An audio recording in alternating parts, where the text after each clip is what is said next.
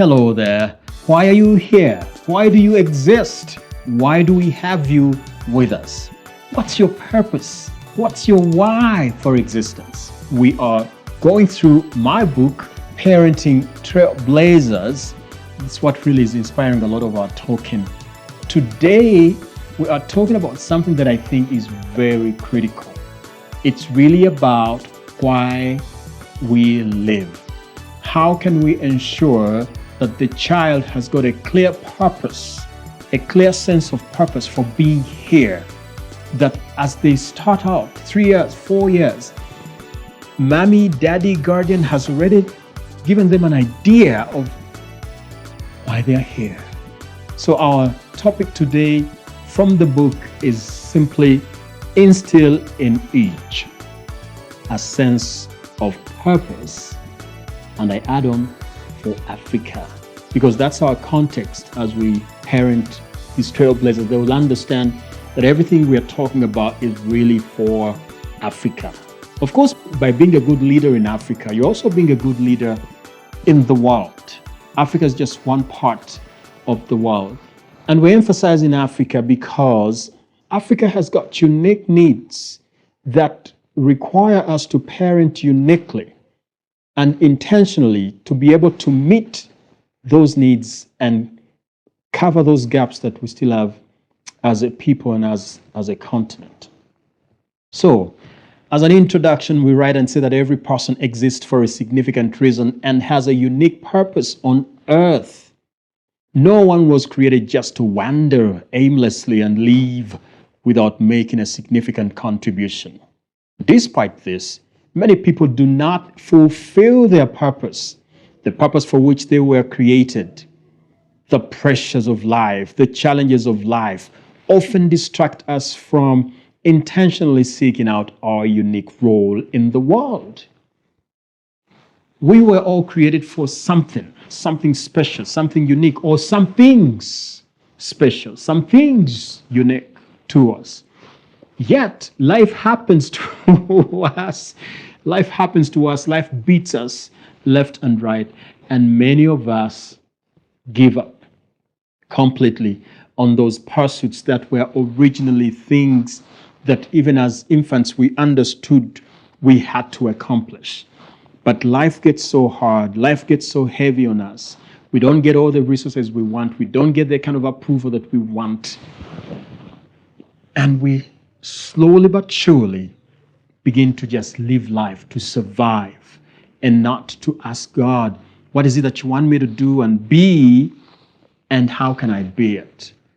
Now, we're going to talk a lot about purpose, but one thing from the onset that I know about purpose, even as we instill it in our children, is for every season that God has given you, there is a unique purpose for that season. So while there may be some overarching thing that you want to do, normally the purpose that we are talking about is for each epoch, for each segment of life that you go through. There's some unique things that you ought to accomplish. That's the purpose for your living in that season.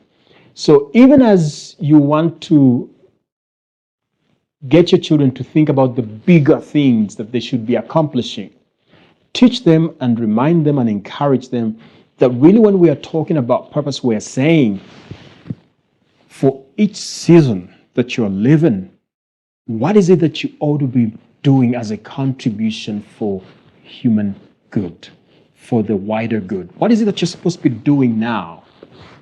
Okay, so I wrote the book Parenting Trailblazers because I felt strongly when I wanted to make a contribution that I think it should be in the area of parenting.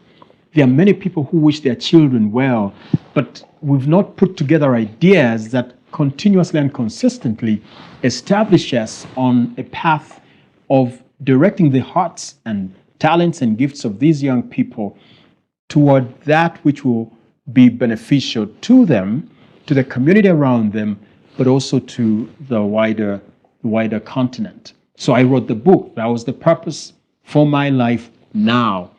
In the past, I've had all sorts of other purposes that I've been accomplishing. Sometimes I've done well, other times I have not done as good as I should have done on my purposes. So I thought that that's something that we need to right away emphasize, that this whole thing called purpose is not some abstract thing that somebody can never know, but it is that which you must do in the short term, in the midterm, and maybe you also have this other bigger and wider thing that you ought to do eventually. There's an article here that I want to read for you. It's titled, Your Child Needs a Purpose by Brandy Baker. It's in the book. And notes that many children may lack a sense of purpose or meaningful engagement. Even within our African settings, our African family ecosystem, there seems to be less emphasis on guiding children to discover and nurture their unique purpose. Often, parents don't do this because they were never guided in this way themselves. They don't know how to teach what they were never taught themselves. So that's perfectly understandable. And even many of the things that we're talking about now, that we're encouraging you parent to instill in the child, we recognize that your parents never told you these things, your guardians never told you these things, but you are read better than your parents, you are aware, more aware than your parents were. So we have no excuse to say, my parents didn't tell me this, so I don't know what to do. We have the beautiful blessing of the internet when used properly, and all sorts of knowledge and information that we can get there, and skills that would, if we were not living in this age, we would have gotten by attending very expensive university programs or something like that. So yes, you were not guided even in the area of nurturing paths and showing purpose to your children, but now you know better. And so we can do it differently. Think back at your childhood when you were still young. How many of you genuinely knew what you wanted to be or to do? Very few of us actually did. Some of us knew for sure, but very few of us did. And you remember how for every season of your years, you wanted to be something different. One time you wanted to be a nurse, another time you wanted to be a teacher, another time you thought, oh, I think I should be a pilot, and so on and so forth, because a lot of those sentiments came as you became more aware of what's going on around you and what you admired. So for us to be able to get this whole purpose thing well aligned, we must do certain things that we suggest in the book here. Number one, purpose is also linked to the child's strength, to someone's strength and talents and gifts. So one way to also think that that could be that the child's purpose is to examine and observe their strength. There are certain things that we can clearly observe from when the child is 5, 6, 8, 10, that, oh, they are good at this. They are good at numbers. They are good at writing. They are good at talking. They are good at building and constructing. They love cooking. I mean, this young boy just loves to cook. Maybe the young boy will actually pursue being a chef.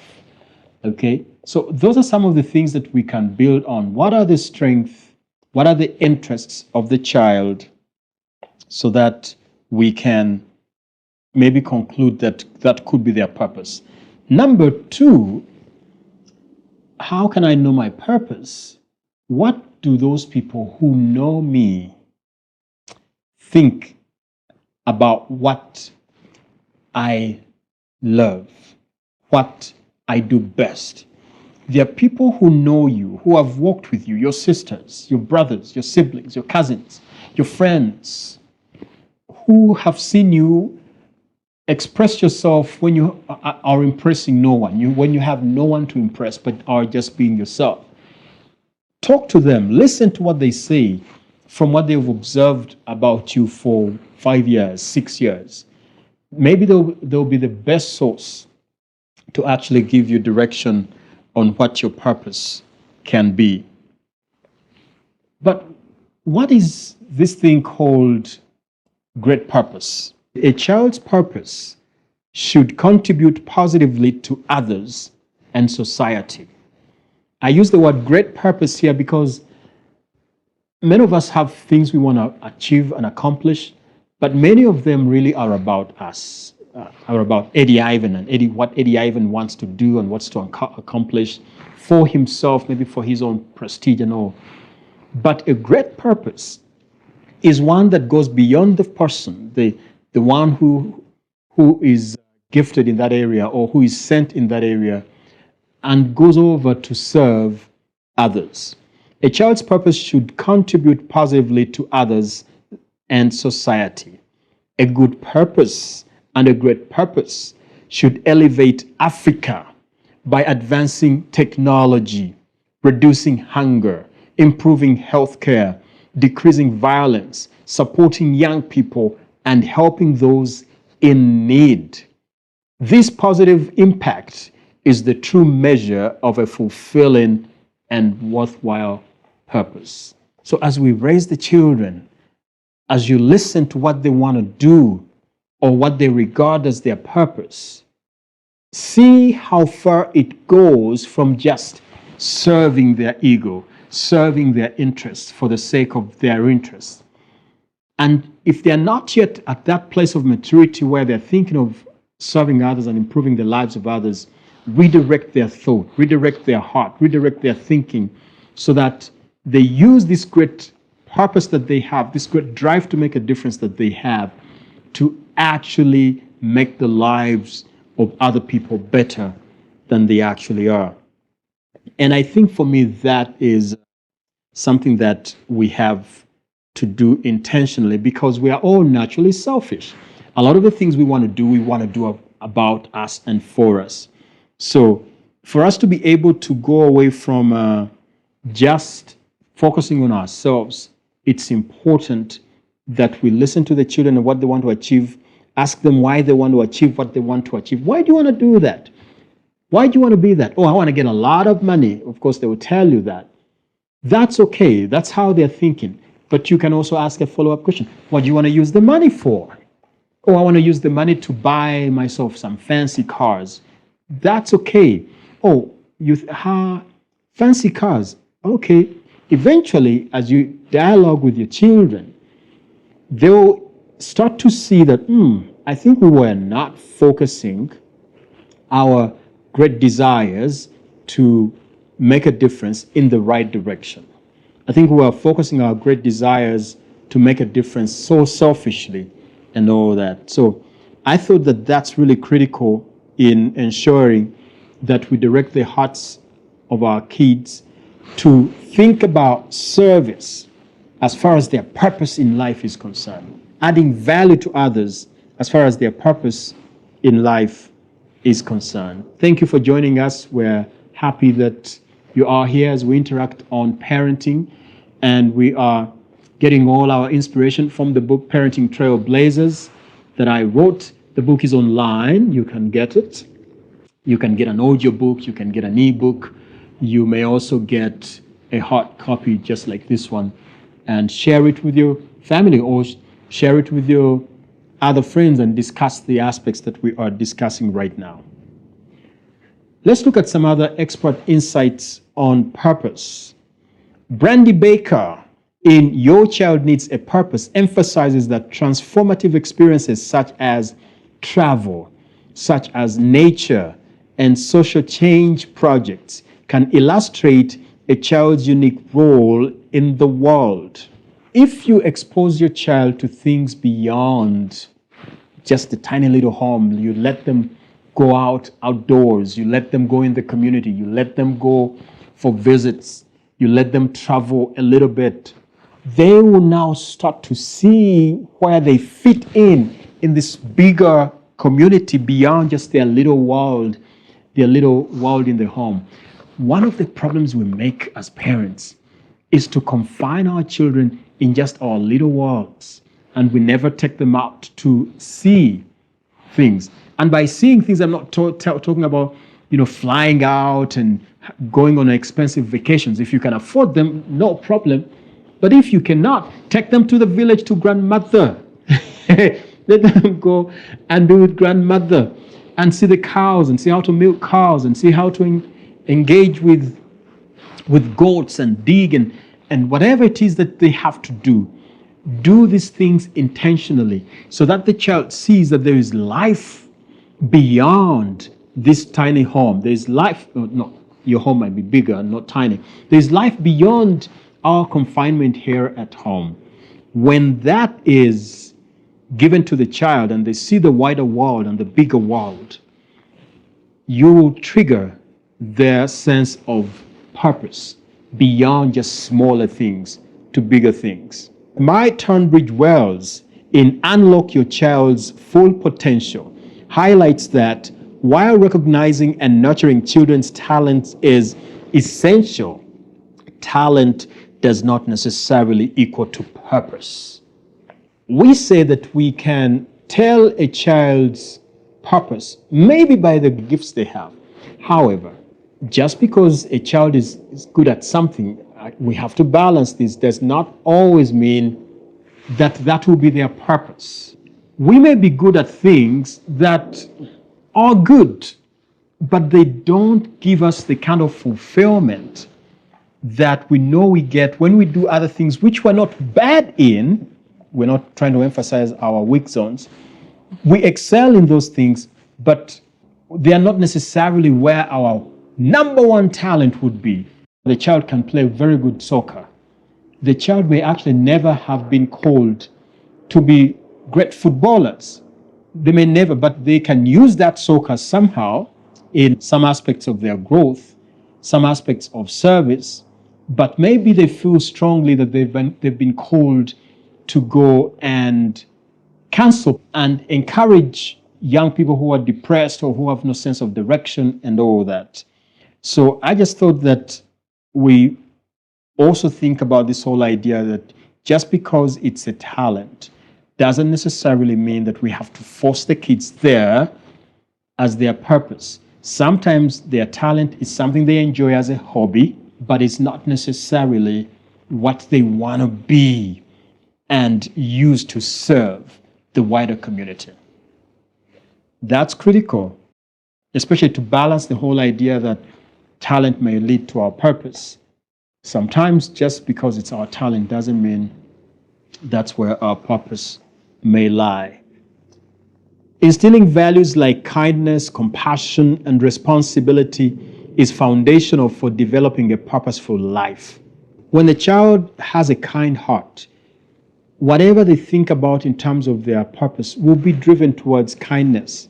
When the child has been taught compassion and to think about others' needs and to care for others' pain and to want to solve some of the challenges of other people, then that child will easily gravitate toward that work that will ensure that they create those things of compassion, those things of love, those things of adding value to others. So the goal here is to make sure that whatever purpose we espouse, it should be to serve and add value to others, and not necessarily to make us popular or famous or to get applause, but to serve and add some value to others in our community. So I've got some questions for you here. Question number 1 here on purpose. How often do you have meaningful conversations with your children about their unique strengths and passions? And are you balancing your child's ability and strength with their true passions, ensuring they pursue what they are deeply motivated by rather than what they are simply good at? Question number 2. What steps are you taking to create an environment where your children can explore their passions and values freely, even if they are not necessarily what you would consider as your dreams for them? Okay, that's very critical, because normally as parents, there are certain things we love our children to be. I want my child to be a pilot, just like their uncle was a pilot. And yes, your child has got an ability with sciences. Yes, your child has got an ability with geography and all these things.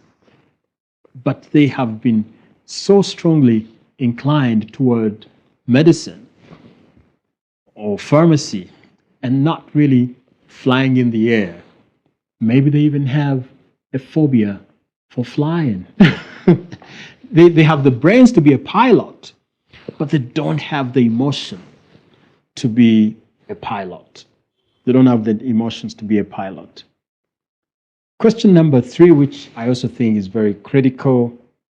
In what ways are you encouraging your children to view their life's purpose, not just in terms of personal success, but as a service to others?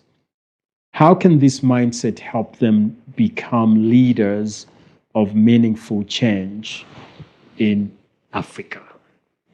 Leaders of meaningful change in Africa. That's the responsibility we have, friends. And I know many of you are doing it. Many of you are having those good conversations with your children. Many of you are interacting with your children because, again, we cannot get these things out of our children if we don't have a relationship with our children. Let's have a relationship with our children. Let's love them. Let's like them. Let's interact with them. And as we do that, let's hear what they're saying about, what they dream about, what they want to be, what they want to accomplish, and let's nurture that. But let's have that relationship with them. Let's talk at the dining table, at wherever, when we are walking, let's just talk with the children. Because as we have these conversations, then we'll surely know what their heart is about. I love you so much. Love being with you always. I enjoy myself talking to you about parenting. It's not about being perfect. There's no perfect parent. We are all on the journey of trying to make sure that we perfect this game. Okay? So let's keep doing what we're doing and looking to God to support us in all that we're doing. Subscribe to the channel and share this experience with other people. All the best to you.